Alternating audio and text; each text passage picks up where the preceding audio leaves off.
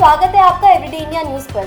हम आपके लिए लेकर आए हैं आज के मुख्य समाचार। तो चलिए शुरू करते हैं आज की पहली खबर से। पश्चिम बंगाल के पूर्व मुख्यमंत्री और लेफ्टिस्ट नेता बुद्धदेव भट्टाचार्य का 80 वर्ष की आयु में निधन हो गया है।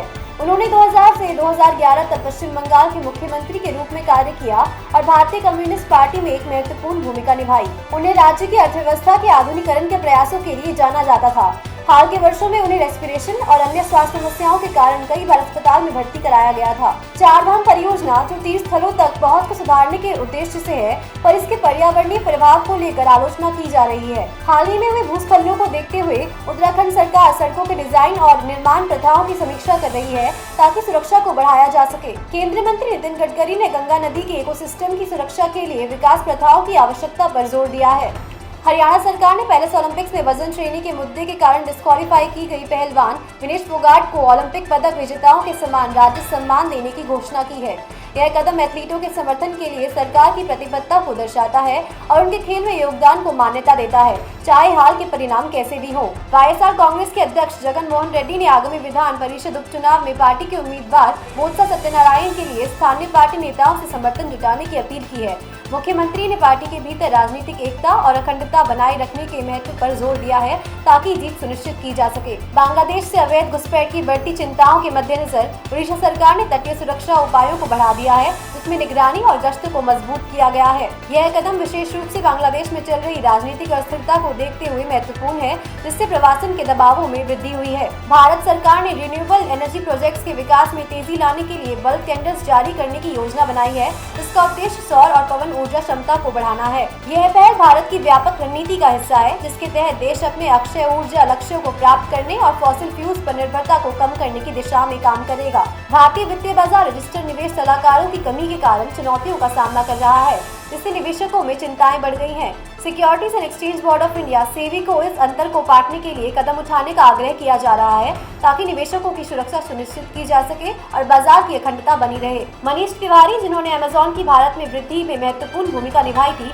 उन्होंने नई तकनीकी उद्योग में अवसरों का पीछा करने के लिए अपने पद से इस्तीफा देने की घोषणा की है। उनके इस्तीफे से अमेज़न की रणनीतिक दिशा में बदलाव आ सकता है, क्योंकि कंपनी अपने संचालन का विस्तार जारी रखेगी। नेशनल स्टॉक एक्सचेंज ने एक ही दिन में 5 कंपनियों को लिस्टेड करके एक महत्वपूर्ण मील का पत्थर हासिल किया है, जिनका कुल इश्यू साइज 2047 करोड़ रुपए था। यह भारतीय पूंजी बाजार में निवेशकों के बढ़ते विश्वास को दर्शाता है और सार्वजनिक रूप से जाने के लिए कंपनियों की बढ़ती संख्या को भी दिखाता है। अपने लेटेस्ट न्यूज़लेटर में पीएम नरेंद्र मोदी ने भारत की आर्थिक वृद्धि पर जोर दिया, जिसमें $5.5 ट्रिलियन के बाजार पूंजीकरण को दिखाया गया है।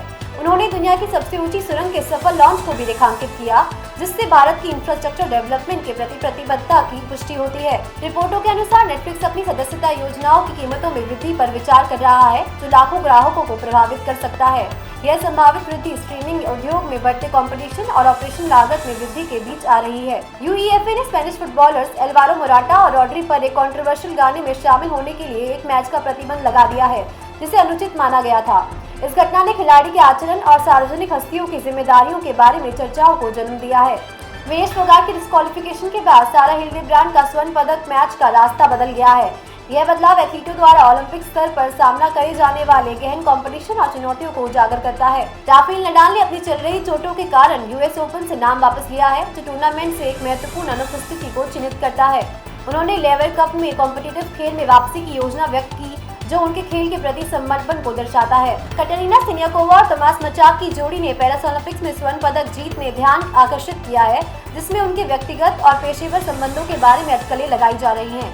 उनकी जीत ओलंपिक ढांचे में मिक्स डबल्स की बढ़ती मान्यता को दर्शाती है। उत्तर पश्चिमी दिल्ली में एक लड़की को आपसी विवाद के कारण थप्पड़ मारा गया, जिसके कारण वह छत से गिर गई, जिससे आरोपी को पकड़ने के लिए पुलिस जांच शुरू हो गई है। इस घटना ने शहरी क्षेत्रों में युवाओं की बीच सुरक्षा और हिंसा के बारे में चिंताएं बढ़ा दी है। एक चौंकाने वाले मामले में एक मां ने कथित तौर पर अपनी नवजात बेटी को इसलिए मार डाला क्योंकि उन्हें बेटा चाहिए था।